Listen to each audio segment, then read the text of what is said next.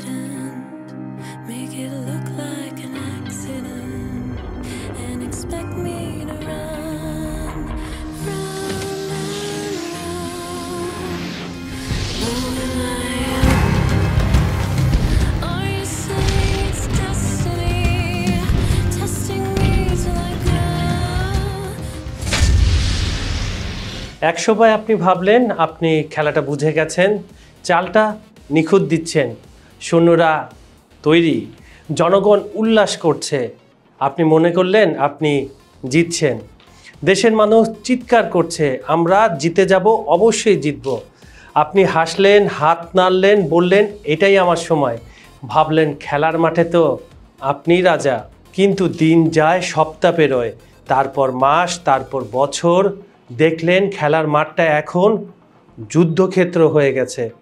আপনার সৈন্যরা ক্লান্ত, জনগণের চোখে আর উচ্ছ্বাস নেই, সেখানে ভর করেছে শুধু হতাশার ছায়া। এক রাতে আয়নায় তাকিয়ে দেখলেন যে মানুষটা সবার সামনে অটল বলে মনে হতো, সে আসলে নিজের ভেতরেই ধীরে ধীরে হেরে যাচ্ছে।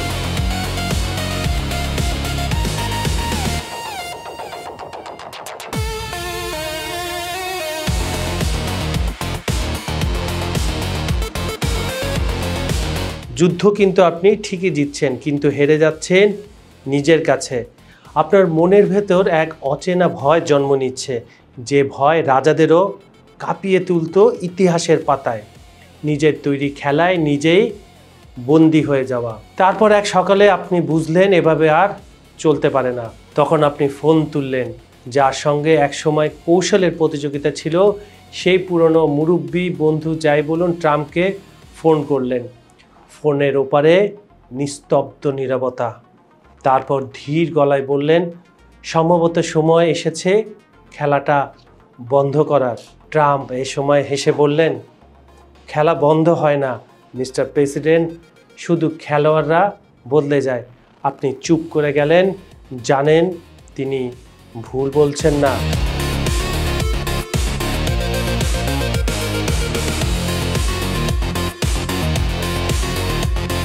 খবর সংযোগের বিহাইন্ড দ্য সিনে আজ আমরা সেই ব্যক্তিটির কথা, কোন ব্যক্তি, পুতিনের যুদ্ধবন্ধের খেলায় আসলে কি ঘটতে যাচ্ছে বা কেন ঘটলো বা সামনে কি ঘটবে তা বিশ্লেষণ করার চেষ্টা করব। চলুন তাহলে শুনে আসা যাক। You're gambling with World War III. С днем Великой Победы! Ура! মস্কোর রাতগুলো এখন আর আগের মতো উজ্জ্বল নয়। আপনি যে শহরে বড় হয়েছেন বা আপনার পরিচিত শহর, এক সময় রাতেবেলার আলো ঠিকই আছে, কিন্তু আপনার মনের যে শক্তি, আপনার দেশ জিতে যাচ্ছে যুদ্ধে, সেইটার চোখের প্রতিফলনে আপনি সব কিছু উজ্জ্বল দেখতেন। কিন্তু এখন সেই আপনার কেমনিলে লাল দেয়াল ঘিরে নিস্তব্ধতা নেমে আসে যত রাত গভীর হতে থাকে। বরফে ঢাকা রাস্তা ধরে টহল দেয় রক্ষীরা, কিন্তু বাতাসে ভেসে বেড়ায় এক অদৃশ্য অস্থিরতা।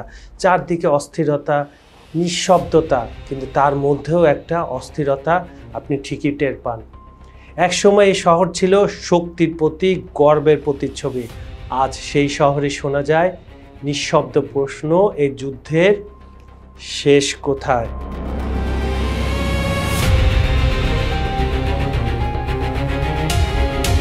ক্রেমলিনের অন্ধকার এক কক্ষে বসে আছেন ভ্লাদিমির পুতিন। ডেস্কের উপর ছড়ানো ছিটানো মানচিত্র, গুটিয়ে রাখা সব কৌশল, আর নীরব একটি ফোন। তার চোখে ক্লান্তি, মুখে না চাইলেও কঠোরতার ভর করেছে। সোভিয়েত সাম্রাজ্য ফিরিয়ে আনার যে স্বপ্ন তিনি দেখেছিলেন, যুদ্ধ শুরু করেছিলেন, সেই স্বপ্ন এখন যেন দুঃস্বপ্নে পরিণত হয়েছে। আপনি যখন কোনো একটা স্বপ্ন দেখেন আপনি জিতে যাচ্ছেন, কিন্তু আসলে আপনি ভেতরে ভেতরে হেরে যাচ্ছেন, তখন পুতিনের মতো আপনার অবস্থা হবে। ইউক্রেনের মানচিত্রে তিনি খুঁজছিলেন জয়, কিন্তু দেখতে পাচ্ছেন কেবল ক্ষয়, মানুষের, অর্থনীতির আর মর্যাদা।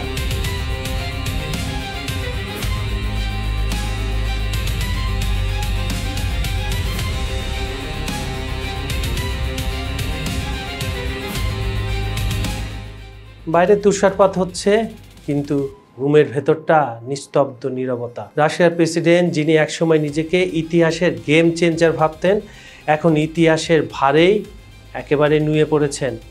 কারণ আমরা সবাই জানি, যুদ্ধ কেবল শত্রুকে ধ্বংস করে না, একসময় নিজের ভেতরটাকেও একেবারে ফাঁকা করে দেয়। আপনি যেই হন না কেন, যুদ্ধটা কখনো সুফল বয়ে আনতে পারে না। ভেতরে ভেতরে যত শক্তিশালী মানুষ হন না কেন, আপনার ভেতরটা ফাঁকা হতে থাকে। শুরুটা কিভাবে হয়েছিল? শুরুটা হয়েছিল 2022 সালের ফেব্রুয়ারিতে, যখন আমরা দেখলাম পুতিন ইউক্রেন আক্রমণের ঘোষণা দিলেন, একে একে একটা শহর দখল করছেন। তখন তিনি একেবারে নিশ্চিত ছিলেন এই যুদ্ধ কয়েক সপ্তাহের মধ্যে শেষ হয়ে যাবে, তিনি জয় পাচ্ছেন। কিন্তু পশ্চিমা বিশ্ব ভেঙে পড়বে, এটাও তিনি ভেবেছিলেন। ইউক্রেন সরকার পালাবে আর রাশিয়া আবার নিজের সাম্রাজ্য ফিরে আনবে, এইগুলা পুতিন আগে থেকে ধারণা করেছিল। কিন্তু ইতিহাসের নিয়ম বড়ই নির্মম আর নিষ্ঠুর। 2 সপ্তাহের পরিকল্পনা 3 বছরে গড়িয়েছে, যা কিছুদিন পরে 4 বছরে যাবে। হাজার হাজার রুশ সৈন্য নিহত, অর্থনৈতিক সংকটে আর আন্তর্জাতিক মঞ্চে এক সময়ের কৌশলী নেতার চিত্র এখন যুদ্ধাপরাধীর প্রতীকে পরিণত হয়েছে। যুদ্ধের শুরুতে বছরগুলোতে পুতিনের বিরুদ্ধে মুখ খোলেননি কেউ, কিন্তু এখন ক্রেমলিনের দেয়ালেও ফাটল ধরেছে। অর্থনীতিবিদরা বলছেন রুবেলের পতন হচ্ছে, ইউরোপীয় বাজার হারাচ্ছে আর প্রযুক্তি নিষেধাজ্ঞায় রাশিয়ার শিল্প খাত শেষ হতে বসেছে। সাম্প্রতিক মাসগুলোতে পুতিনের ঘনিষ্ঠ বৃত্ত থেকেও শোনা যাচ্ছে গোপন বিরক্তির সুর। এক প্রাক্তন রুশ কর্মকর্তা পশ্চিমা সংবাদ মাধ্যমকে বলেন, পুতিন ভাবছিলেন যুদ্ধ তাকে দ্য গ্রেট করবে। এখন তিনি জানেন এই যুদ্ধই তাকে ইতিহাসে সবচেয়ে বিতর্কিত মানুষ বানাতে পারে, যেটা সবসময় পুতিন ভয় পেতেন। পুতিনের ভয় রাজনীতির নয়, সেটা ইতিহাসের। তিনি জানেন যদি যুদ্ধ থামানো না যায়, যে কোনোভাবে হোক, রাশিয়া সোভিয়েত ইউনিয়নের পতনের মতো আরেকটি আত্মঘাতী সংকটে পড়তে যাবে, যা আমরা কেউ চাই না। কিন্তু ইউক্রেনের যুদ্ধ যত বেশি রক্ত ঝরছে, ততই রাশিয়ার ভবিষ্যৎ কমে আসছে। গোটা দেশের, আমি রাশিয়ার অর্থনীতির কথা বলছি, যদি সেখানকার পরিসংখ্যান দেখেন, এটা কিন্তু গোপন রাখা হয়, কারণ যুদ্ধ চলছে, সব কিছু বাইরে আসে না। আর রুশ মিডিয়ায় সেনা মৃত্যুর খবর সেন্সর করা হয়, তারপরেও কিছু কিছু তথ্য তো ফাঁস হয়ে যায়। সেখানে দেখা যাচ্ছে গ্রামের পর গ্রামে নিহতদের ছবি, মা বাবার কান্না আর তরুণ প্রজন্মের অনাগ্রহ পুতিনকে ভাবাচ্ছে যে তরুণ প্রজন্ম একসময় পুতিনের শক্তি ছিল, আর সেই ভয় এখন তাকে যুদ্ধবিরতির চিন্তা করতে বাধ্য করছে। যুক্তরাষ্ট্র, ইউরোপ পুতিনের ভয়ের গন্ধ কিন্তু পেয়ে গেছে। তারা তো খুবই চতুর, তারা সব সময় তাদের স্পাই দিয়ে, গোয়েন্দা সংস্থা দিয়ে ভেতর থেকে খবর বের করার চেষ্টা করে, তারপরে তারা পুতিনকেও রিড করার চেষ্টা করে। যদিও পুরাটা পারে না, তারপরে কিন্তু তাই এই ভয়ের গন্ধটা কিন্তু তারা পেয়ে গেছে। তারা এখন সম্মানজনক পরাজয়ের রাস্তা খোলা রেখেছে, এমন এক যুদ্ধবিরতি যাতে পুতিন মুখ রক্ষা করে পিছিয়ে আসতে পারেন। কিন্তু প্রশ্ন হলো, রাশিয়ার জনমত কি সেটা মেনে নিবে? যে যুদ্ধকে তারা মাতৃভূমি রক্ষা বলে প্রচার করেছে, সেই যুদ্ধ হঠাৎ থেমে গেলে সেটাকে কিভাবে ব্যাখ্যা করবে ক্রেমলিন? ক্রেমলিনের ভেতরের খবরগুলো বলছে পুতিন এখন আগের মতো খোলামেলা কথা বলেন না, খুব একটা হাসেন না, যা হাসেন ক্যামেরার সামনে। খুব অল্প কিছু কর্মকর্তার সঙ্গে তিনি দেখা করেন। এক বৈঠকে তিনি নাকি হঠাৎ বলেও ছিলেন, এই যুদ্ধ আমাদেরও বদলে দিয়েছে, আমরা যেমন ছিলাম আর তেমন নেই। এই এক বাক্য থেকেই বোঝা যায় পুতিনের ভেতরে এক ধরনের আত্মদ্বন্দ্ব, এক ধরনের ঝড় বয়ে যাচ্ছে। তিনি যুদ্ধে জিততে চান, কিন্তু জানেন এই জয়ের মূল্য এত বেশি যে তা হয়তো রাশিয়ার অস্তিত্বই বদলে দিতে পারে। ইউক্রেনের পাল্টা আক্রমণ আর পশ্চিমা অস্ত্রযুদ্ধ এখন স্থবির পর্যায়ে রয়েছে। রাশিয়ার জন্য এটি এক প্রকার অপচয় যুদ্ধ, যদি আপনি খোলা চোখে দেখেন, যেখানে জয় পরাজয় না, বরং সময়টা বড় শত্রু। অর্থনীতি, জনগণের শক্তি আর মর্যাদা, সব ক্ষেত্রে রাশিয়া ধীরে ধীরে ক্ষতিগ্রস্ত হচ্ছে। আর পুরো বিষয় নিয়ে বিশ্লেষকরা বলছে, পুতিন এখন এমন এক অবস্থায় যেখানে যুদ্ধ চালিয়ে যাওয়া মানে রাজনৈতিকভাবে সুসাইড করা, আত্মহত্যা করা। আর যুদ্ধ থামানো মানে দুর্বলতার স্বীকারোক্তি, মানে উনি উভয় সংকটে পড়েছেন। আমরা বাংলা একটা কথা জানি, মিশিরের ছুরি এদিক দিয়েও কাটতেছে ওদিক দিয়েও কাটতেছে। কি করবেন পুতিন? হয়তো তিনি মনে মনে সিদ্ধান্ত নিয়েছেন, এখান থেকে তো তাকে বের হয়ে আসতে হবে।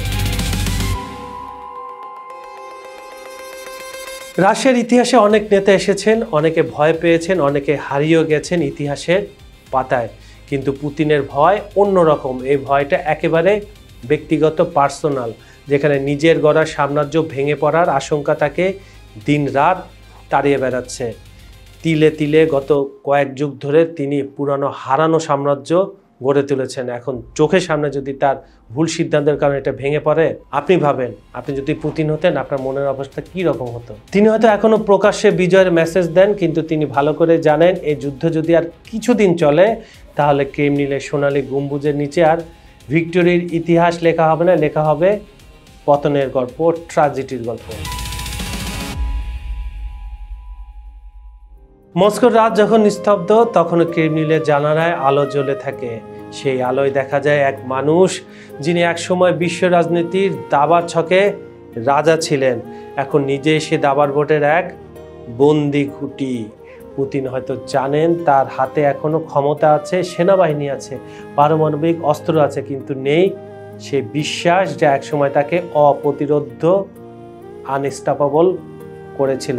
যুদ্ধ তাকে এক সাম্রাজ্যের প্রতীক বানিয়েছে, আবার সেই যুদ্ধই আজ তাকে এক অনিশ্চিত কিংবদন্তিতে পরিণত করছে, যেখানে প্রতিটি সিদ্ধান্ত ইতিহাসের পাতায় রক্তের অক্ষরে লেখা হবে।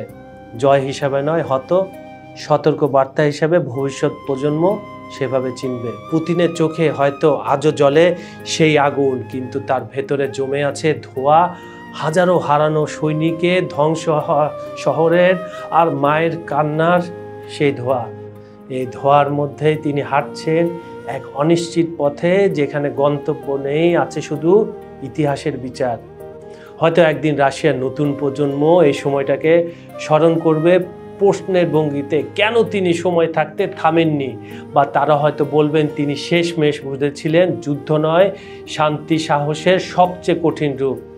সম্ভবত পুতিন এখন সেই সত্যটাই অনুভব করছেন। আর যুদ্ধের গর্জনের মাঝেও যে এক নিঃশব্দ ডাক আছে মানবতার, বেঁচে থাকার আর ক্ষমার। ইতিহাসের মঞ্চে পর্দা নামবে একদিন, আলো নিভে যাবে, হাততালিও থেমে যাবে, কিন্তু এই নাটকের শেষ দৃশ্যে দেখা যাবে এক নিঃসঙ্গ মানুষ হয়তো দেরিতে হলেও বুঝেছিলেন যুদ্ধ জেতা সহজ, কিন্তু নিজের ছায়ায় ভয় জয় করা সবচেয়ে কঠিন কাজ। সুপ্রিয় দর্শক, খবর সংযোগের বিহাইন্ড দ্য সিনের আজকের আয়োজনটা একটু অন্যরকম ছিল। আপনাদের এটা কেমন লেগেছে আমাদের কমেন্টে জানাবেন। আমাদের ভিডিওগুলো লাইক, কমেন্ট ও শেয়ার করবেন। আজ এখানে বিদায় নিচ্ছি। এতক্ষণ আপনাদের সঙ্গে ছিলাম আমি কাজল হায়দার, কিন্তু কথা দিচ্ছি আগামীকাল আবার দেখা হবে নতুন কোনো টপিক নিয়ে, কোনো দেশ, মহাদেশ বা কোনো ব্যক্তিত্বকে নিয়ে। আজ বিদায় নিচ্ছি। সবাই ভালো থাকবেন, সুস্থ থাকবেন। ধন্যবাদ সবাইকে।